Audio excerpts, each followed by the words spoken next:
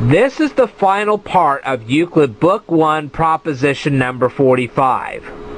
Alright, the first thing we have to say here is that now we have duplicated parallelograms A and B, which now become parallelogram FKHG and GHML.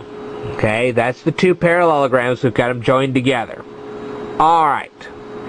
Now, we created the first one by using Euclid Book 1, proposition number 42. And then we created the second one, which was B, using Book 1, proposition 42 to create the parallelogram. Then we used Euclid Book 1, proposition number 44 to resize it so we could join it up with the first one. So, parallelogram B becomes GHML. Okay, now, based on all of our drawings, we can now say with confidence that angle FKH is equal to angle E. We can also say that GHM is also equal to angle E.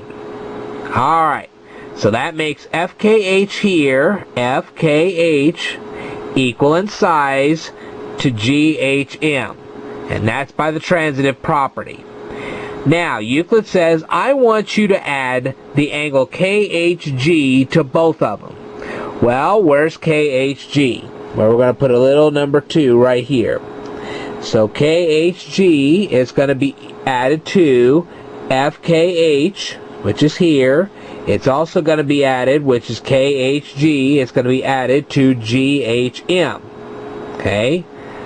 Now, if you add FKH and KHG together, you get 180 degrees, and this is by proposition 129. So if we add FKH and KHG together, we're going to get 180 degrees.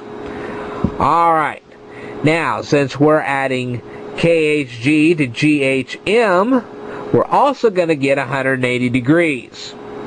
And that's by the transitive property.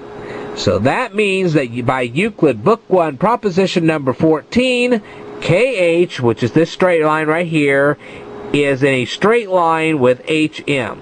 Okay, this whole thing is one giant straight line. Whew. So far, so good. Now, we've already established that GHM by proposition 129 is equal to FGH. This angle here, they're equal. Alright, and we can go back to Euclid Book 1, proposition number 29 to establish that. Now, we're going to add HGL. This is going to be, we're going to put another number 3 up here. Okay? Now, if we add GHM to HGL, we're going to get 180 degrees. Okay, and that's by Euclid Book 1, proposition number 29.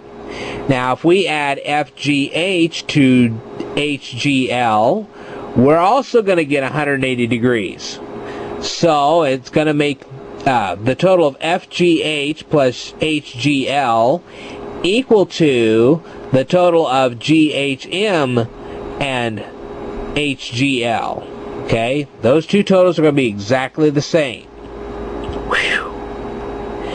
So that's going to mean that FG is in a straight line with GL. Okay, so this is one giant straight line. Now, FK right here is not only parallel to HG, but it's also going to be equal in size. This line here and this line here are equal in size, and they're parallel to each other. Okay. And HG and ML, so here's HG and here's ML, they're going to be equal in size, and they're going to be parallel. And this is by Euclid Book 1, proposition number 34.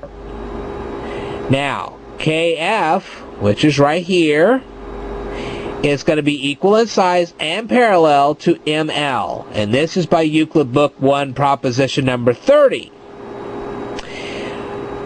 And that also means that KM, right here, and FL right here, they're going to be equal and parallel at the same time, which is by Euclid Book 1, proposition number 33. So what does all this mean? Well, it means just one thing. F, K, M, L is a parallelogram. That's right, folks.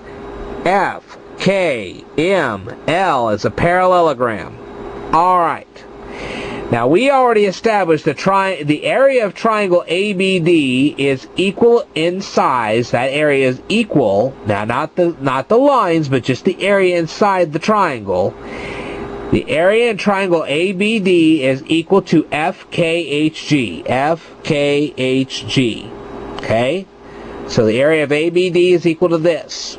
Now, we already established the area of DBC, the triangle DBC, is equal in size to GHML.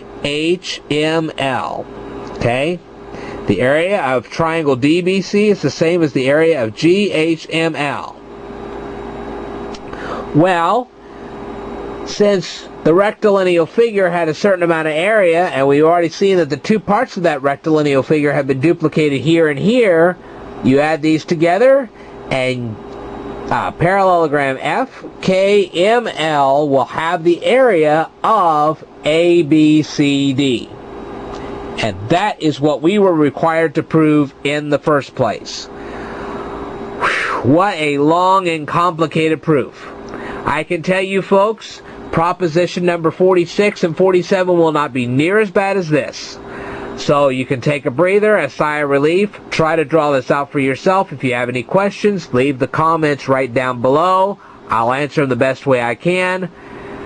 And stay tuned because there's more to come.